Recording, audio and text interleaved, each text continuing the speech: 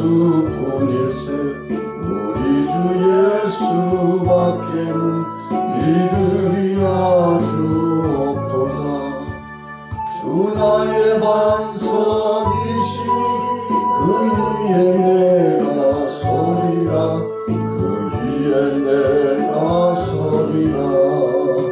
무섭게 바람 부는 밤 물결이 높이 설렐 때 우리 주 크신 은혜에 소망의 닻을 주리라. 주 나의 반석이시니 그 위에 내가 서리라. 그 위에 내가 서리라. 세상에 믿던 모든 것 끊어질 그날 되어도 구주의 언약 믿사와 내 소망도 그리라. 주 나의 반석이시니 그 위에 내가 서리라. 그 위에 내가 서리라. 바라던 천국 올라가 하나님 앞에 배울 때 구주의 의를 힘입어 어여치 바로 서리라. 주 나의 반석이시니 그 위에 내가 서리라. 그 위에 내가 서리라.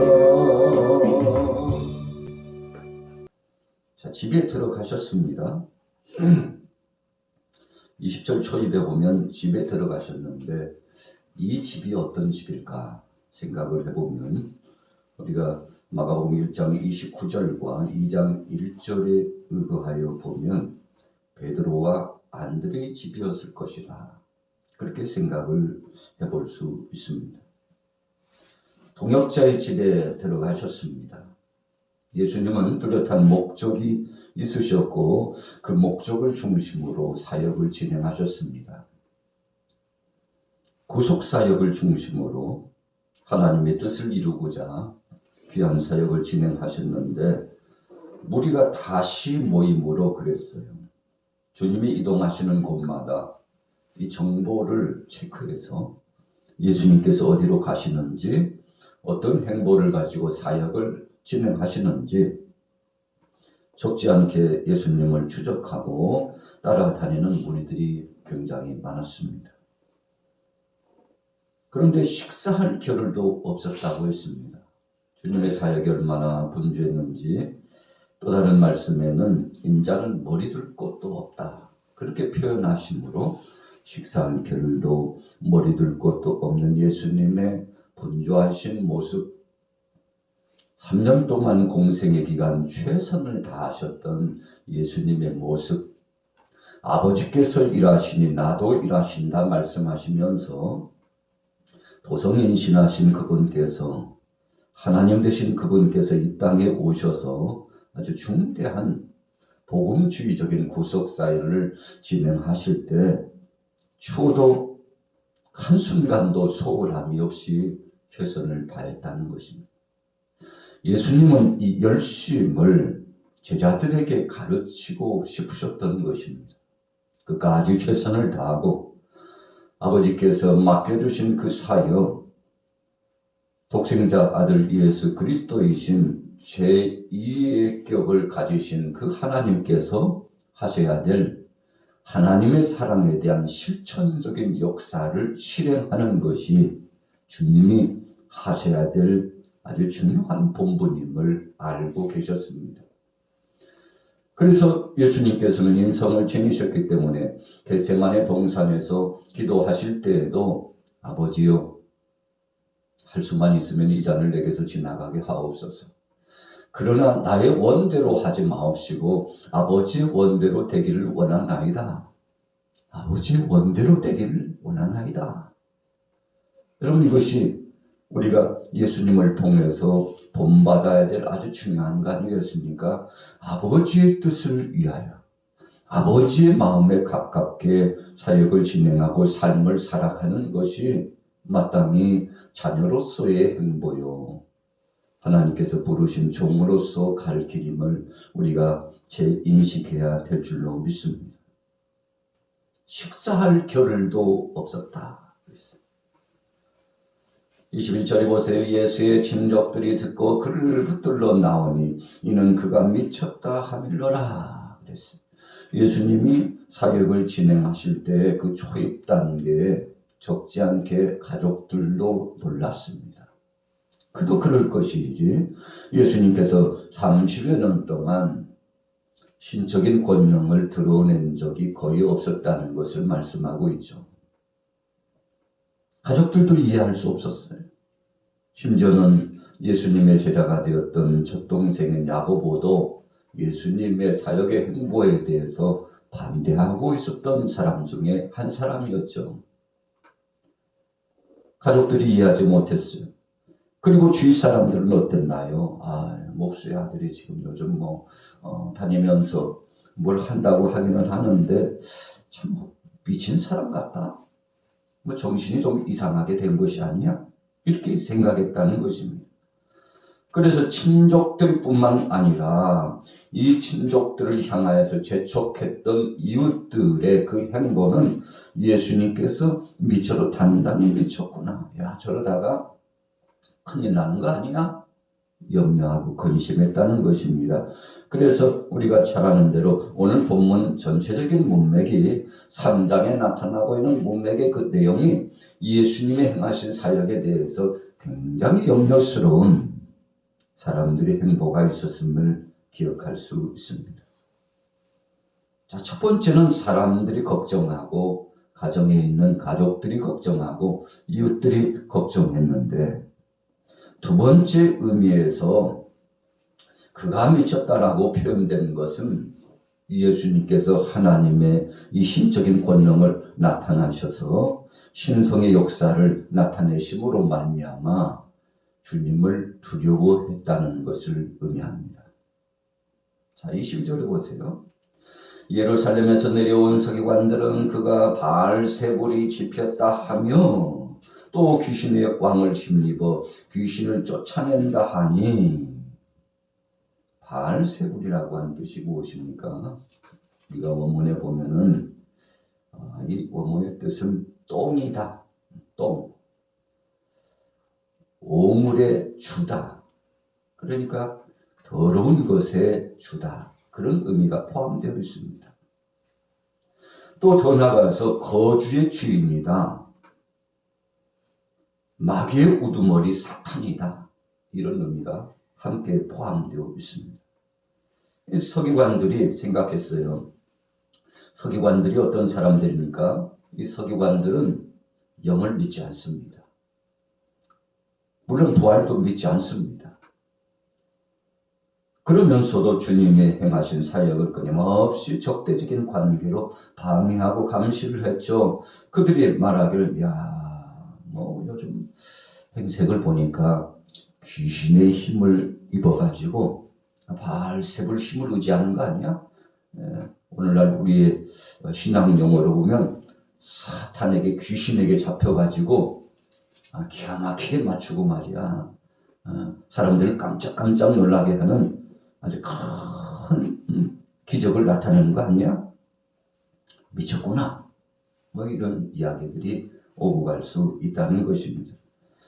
예수님을 향하여 귀신의 힘을 빙자해가지고 그 힘을 빌어서 사역을 진행하는 사람이라고 사람들 앞에서 계속 예수님에 대해서 폄하시키는 거죠. 공격하는 거죠. 심지어는 따르던 무리들도 주님을 온전히 믿지 못하는 사람들 굉장히 많았습니다. 예수님께서 23절에 뭐라고 말씀했나요? 예수께서 그들을 불러다가 비유로 말씀하시되 사탄이 어찌 사탄을 쫓아낼 수 있느냐? 주님이 적절한 말씀을 주셨죠.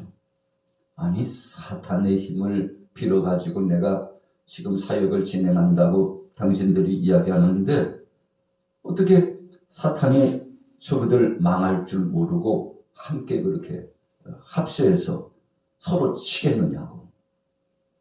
여러분 주위 사람들을 향하여서 의미 있는 말씀을 해주셨죠. 또 만일 나라가 스스로 분쟁하면 그 나라가 설 수 없고, 공중 권세를 붙잡고 있는 이 사탄이 저희들의 무리를 서로 치고받고 하고 있다면 사탄의 왕국, 저들이 말하는 그 왕국이 온전하겠느냐? 뭔가 당신들의 생각이 잘못됐다는 것입니다. 바알세불, 이 똥신, 귀신의 우두머리에 이 사탄의 힘을 빌어서 하는 것이 아니고, 나는 하나님이요, 구속사역을 이루고자 이 땅에 와서 십자가에 못 박아 죽고 그리고 3일 만에 부활하는 이 영광스러운 복음주의적인 구속사역을 진행하고자 온 메시아라는 사실을 예수님께서 이제 서서히 말씀을 해주게 되시지 않습니까? 여러분, 그래서 뭘 이해하고 있는 그 사람들, 언젠가는 예수님께서 제자들에게 물었죠. 세상 사람들이 나를 누구라고 생각하느냐? 그랬더니 제자들이 뭐 말도 마세요. 어떤 사람들은 엘리야라고 하고, 예레미야 그 선지자 같다고도 하고, 또 어떤 사람들은 세례 요한이 다시 살아나는 것이 아니냐라고 이야기를 합니다. 그러면 세상 사람들은 그렇다 할지라도 너희들은 나를 누구라고 생각하고 있느냐 그랬어요. 도대체 너희들은 나를 지금까지 따르면서 나를 누구라고 생각하고 지금까지 따라왔느냐? 예수님께서 물으셨잖아요. 그때 성질급하면서도 다혈질적이면서도 그러나 마음의 충심을 갖고 주님을 따랐던 수제자였던 베드로가 뭐라고 신앙 고백했습니까? 주는 그리스도시요 살아계신 하나님의 아들이십니다. 하나님의 아들이십니다. 그리스도시오라고 하는 것은 메시아입니다. 주님만이 구원자입니다. 이런 표현이에요. 참 적절한 표현입니다. 신학적으로도 신앙적으로도 또 하나님께서 원하시는 답을 베드로가 고백했는데 예수님께서도 참 베드로를 기특하게 생각하고 칭찬해 주셨죠. 그러면서도 주님께서 경고의 말씀을 주셨습니다. 바요나 시몬아, 이것을 알게 하신 분은 하나님 아버지야. 그러니 겸허하게 이 중대한 신앙 고백을 할 수 있도록 하나님께서 너를 세워주시고 쓰고 계시니 하나님 앞에 영광 돌리라는 것이죠.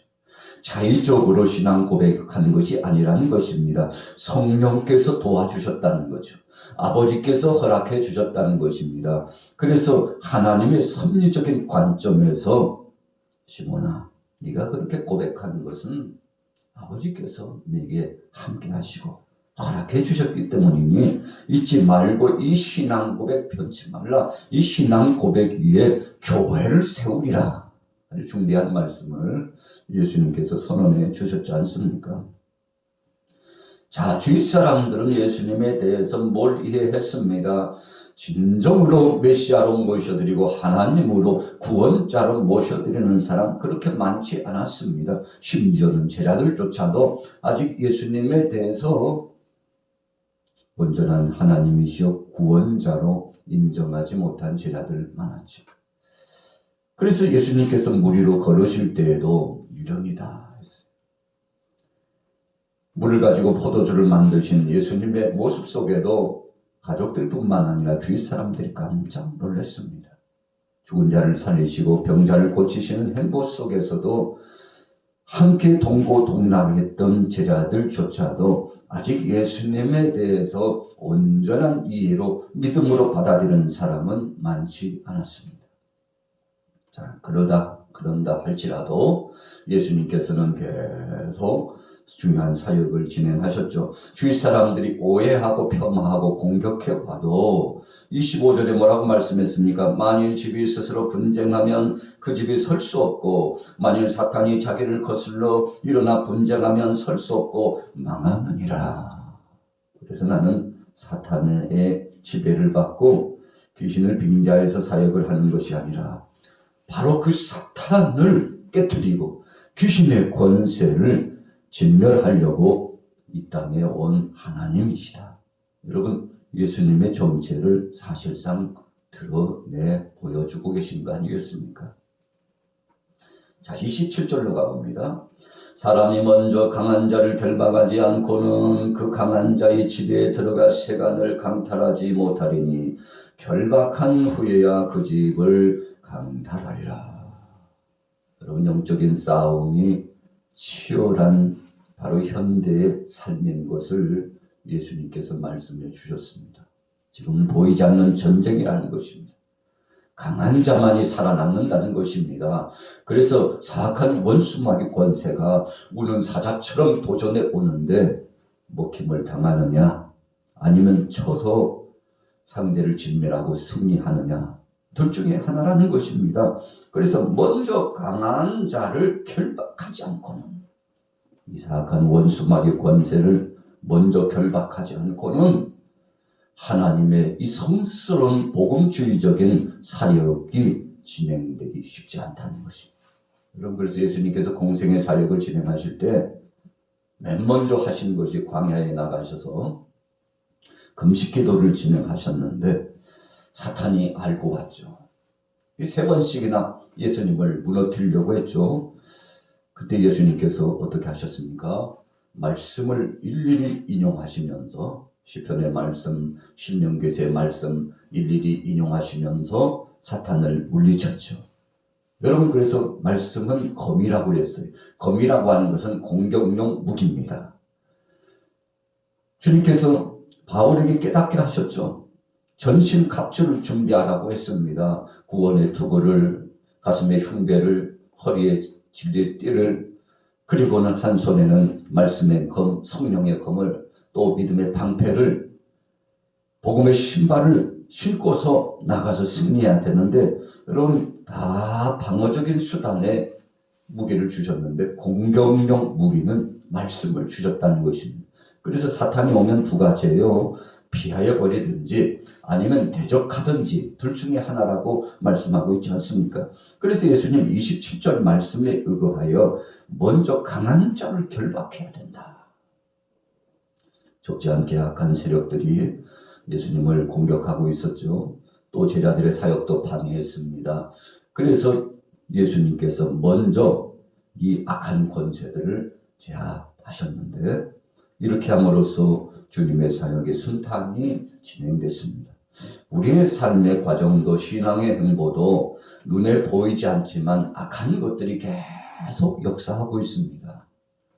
여러분, 그래서 우리가 신앙생활은 영적인 아주 중요한 문제입니다. 육신적인 형태나 가시적인 문제로만 끝나는 것이 아니고 보이지 않는 세계 속의 영적인 싸움입니다.